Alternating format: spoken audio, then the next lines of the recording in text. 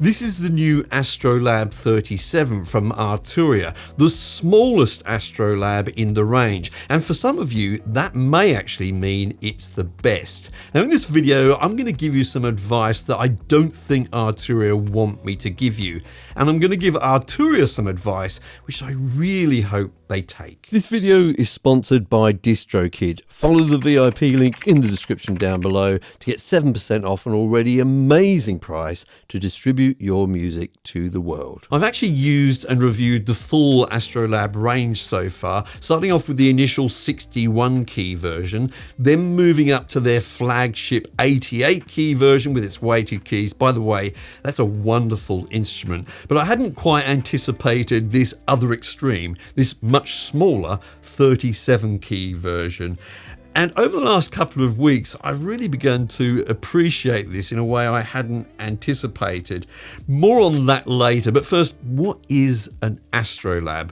Well, the best way for me to describe it is it's like taking Arturia's analog lab software, which normally exists on your computer, of course, and contains loads of keyboard-based instruments mostly, and thousands of presets. And they've taken that and put it inside some hardware, so you don't actually need your computer or laptop, making it really a performance instrument more than anything else.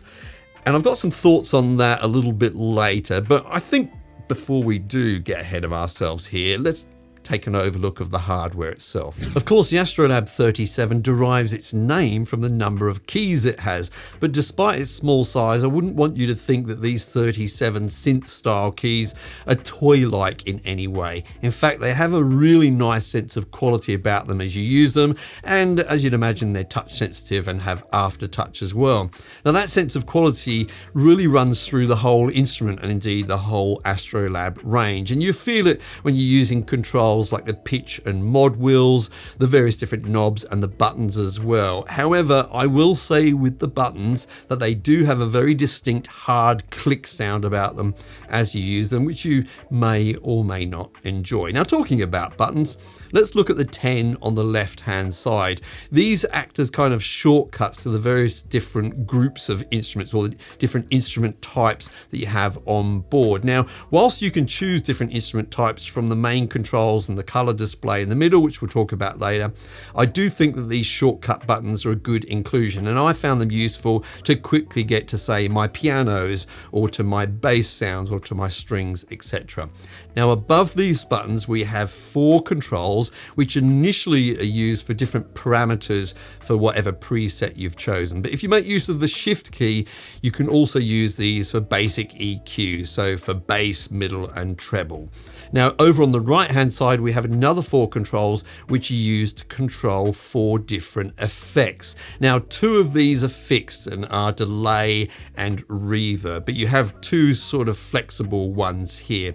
Now, you can switch them off and on by using the 4 buttons below, but if you hold shift again you can then go in and edit each of those effects and choose whichever effect you want to use for the first 2 rotary knobs there. Now, that takes us to the controls in the middle. Now, this isn't like its bigger siblings in the range. It doesn't have that sort of big dial control around the color display. It's just a color display there and you use the controls below it. And I have to say, I found it just as quick and easy to use this as the bigger dial style, as cool as it seems as when you're using it.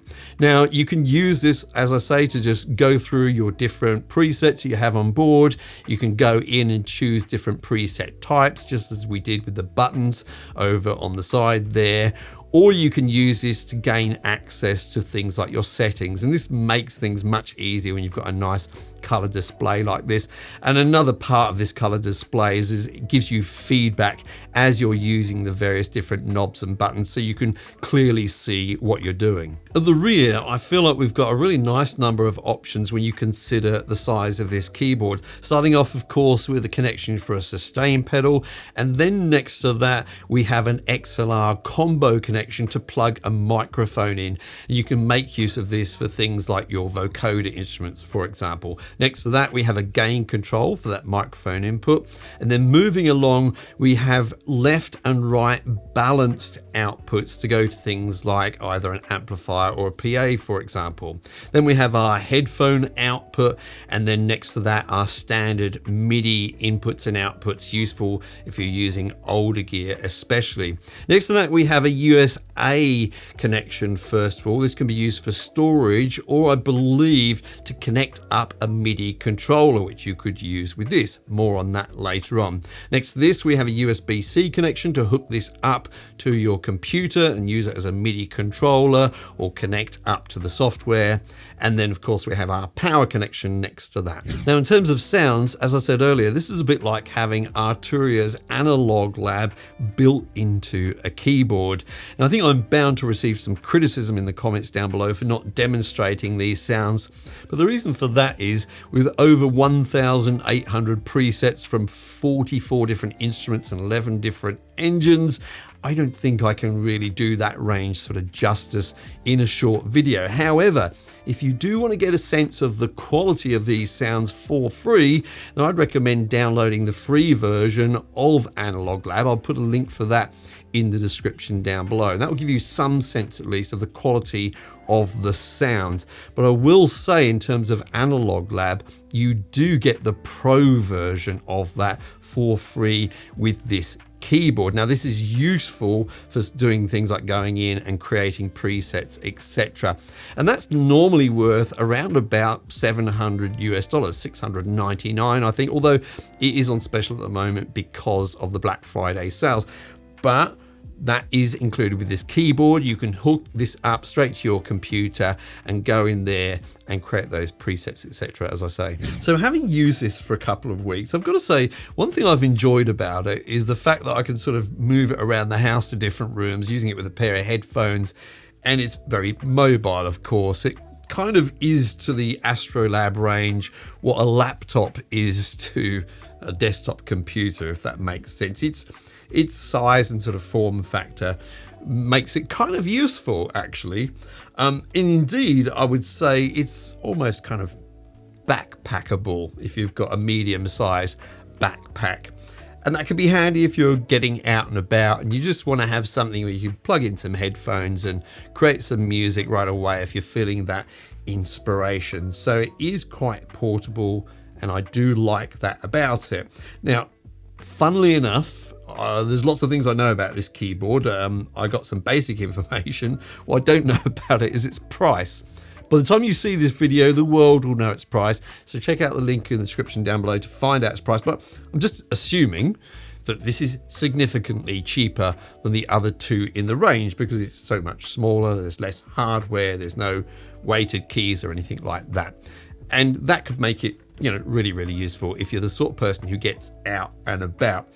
But I also think this is a bit of a cheat code to another group of musicians. So the original AstroLab 61 and 88 were definitely aimed at musicians who would be using them on stage. The 61 is really useful, especially if you want like some classic synth and electric keyboard sounds. Very, very useful indeed, and you could use it in addition to some other instruments. The 88 is especially useful, in my opinion, if you're using acoustic piano sounds as well and you want those weighted keys. However, the AstroLab is not an inexpensive instrument. It's a kind of a premium quality with a premium price. And I feel like for a lot of working musicians who probably already had some decent keyboard, it's quite a big proposition for them to spend quite a lot more money on an AstroLab as well. Now, if you're just starting out and you want a really, really good keyboard, and this is going to be the only one, then I think the AstroLab 88 is still really worth it in terms of something which gives you such a vast array of sounds. However, as I say, if you've already got a big keyboard, the idea of buying another big one at such a price may have you sitting on the fence a little bit. Well, here's what I think Arturia don't want me to advise you, but I'm going to advise you. Just get one of these and hook it up to your existing keyboard using MIDI, and you'll get most of the experience of something like the AstroLab 88 without the color dial, etc.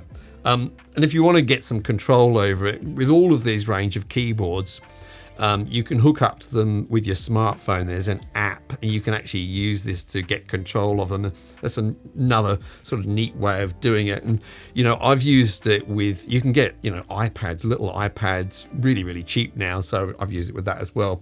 It makes a nice interface for it. But yeah, Arturia don't want me to advise you of this, I'm sure. And by the way, maybe you've already got a nice 88 key Arturia controller keyboard, or one by someone else like I do. You can just hook it up to this and get the benefits of all the sounds of this with a much bigger keyboard. Now, that's my advice for you. Now some advice for Arturia. So all of these thoughts of sort of using the sounds from this, but controlling it from perhaps a bigger keyboard and maybe even a weighted keyboard, got me thinking that this is really then becoming like just a sound generator of sorts. And I thought, now that's something I'd like to see from Arturia. If you're watching, it'd be great to see this, in my opinion, in rack format. Perhaps just a 1U rack, maybe even a 2U rack, but probably a 1U rack with the guts of this inside, just without the keyboard, a few knobs on the front. In fact, I got ChatGPT to do some mock-ups of this. It didn't do a very good job. ChatGPT never does. But yeah, I would like to see that in my rack. A lot of working musicians do go out there with some small rack of some kind, and if they had this as a tone generator, I'm sure they would love to use all the sounds from it. Let me know what you think in the comments down below about my suggestion for Arturia there. Look, for all I know, maybe they're already planning it, and if they are, awesome.